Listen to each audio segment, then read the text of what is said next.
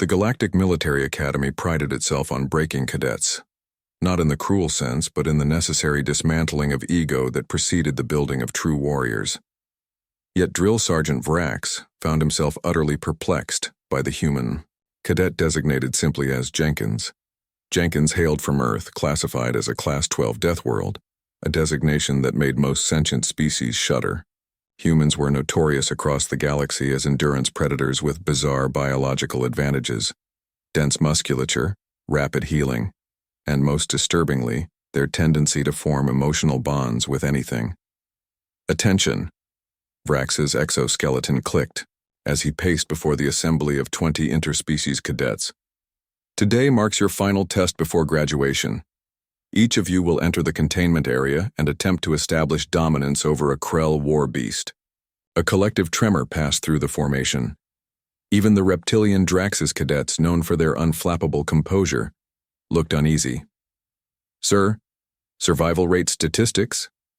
asked a Plovian cadet, their translucent skin pulsing with anxiety. 43%, Vrax replied without emotion. "Which is why this exercise is optional for non-combat specializations." Jenkins raised his hand. "Sir, what exactly is a Krell?" Vrax fixed his compound eyes on the human. "The apex predator of the Nyx system. 8 limbs, triple-jointed, venomous, and telepathically hostile. They're used by our special forces for high-risk operations." "Cool," Jenkins replied, a response that Vrax's translator struggled to contextualize. The viewing gallery above the combat pit filled with Academy instructors eager to witness the spectacle. It was rare for a human to reach this stage. Their species had only joined the Galactic Confederation 30 cycles ago. "First volunteer," Vrax announced. Jenkins stepped forward, ignoring the stunned silence from his fellow cadets. Drill Sergeant Klaptra, a veteran Arxian, clicked his mandibles in amusement. "The human goes first. Taking wagers on survival time, I say 40 seconds. 30, another instructor countered. Commander Utho, the Academy overseer, watched with particular interest. "I've reviewed his combat scores. Don't underestimate Terran adaptability." Jenkins entered the circular pit through a pressure door. The space was stark, 50 meters across with reinforced walls rising 10 meters high. Scattered rocks and minimal terrain features offered little cover. The opposite door hissed open. The Krell war beast emerged, its midnight blue exoskeleton gleaming under the harsh lights. Standing 2 meters tall on 6 powerful legs with 2 front limbs ending in serrated claws, it moved with a predatory grace that belied its massive frame.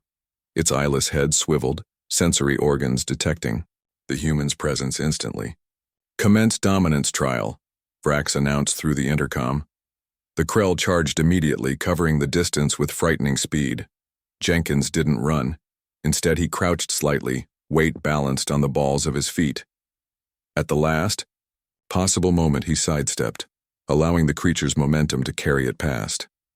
The Krell recovered with unnatural agility, spinning and lashing out with a venomous stinger. Jenkins dodged again, studying the creature's movements.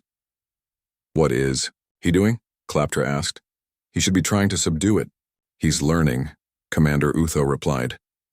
For 3 minutes, Jenkins engaged in this deadly dance, neither attacking nor retreating, simply observing and avoiding.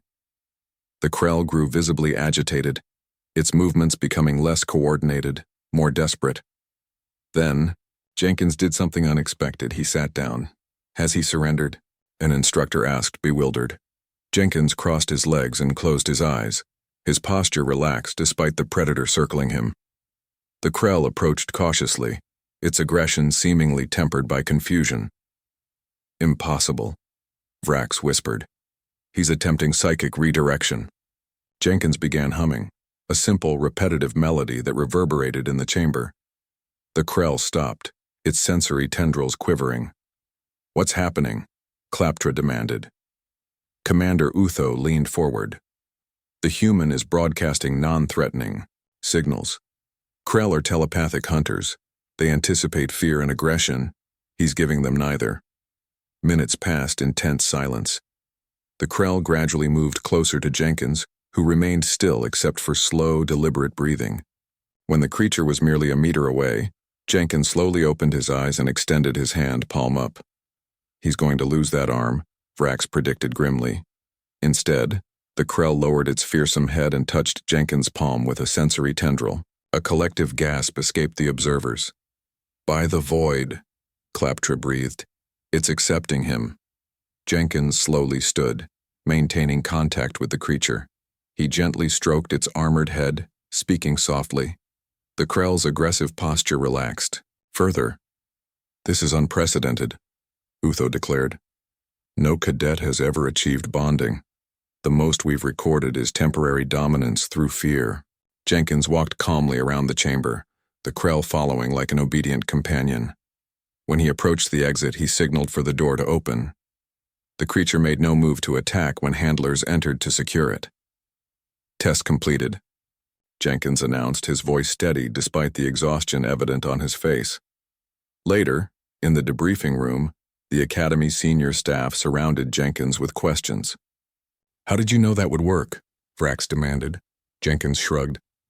"On Earth, we've domesticated apex predators for thousands of years. Dogs, cats, horses, creatures that could kill us but choose not to because of mutual respect.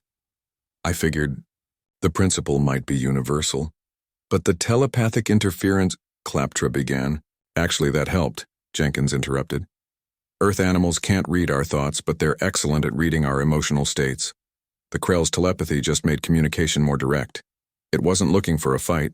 It was looking for clarity of intention."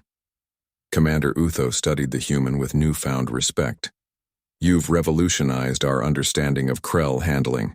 Our warriors have been trying to dominate them through force for generations." Jenkins smiled. "Sometimes the strongest approach isn't domination, but partnership." The following day, a new protocol was established for the galactic military's beast handlers, based on Jenkins's approach. And in the barracks, the alien cadets maintained a respectful distance from their human colleague. Not out of fear, but from the dawning realization that the Deathworlder's greatest strength wasn't physical at all, but their inexplicable ability to forge connections where others saw only threats. As Vrax updated the training manuals, he added a new warning. "Caution. Human methods may appear passive, but yield superior results. Deathworlders don't need to fight to win.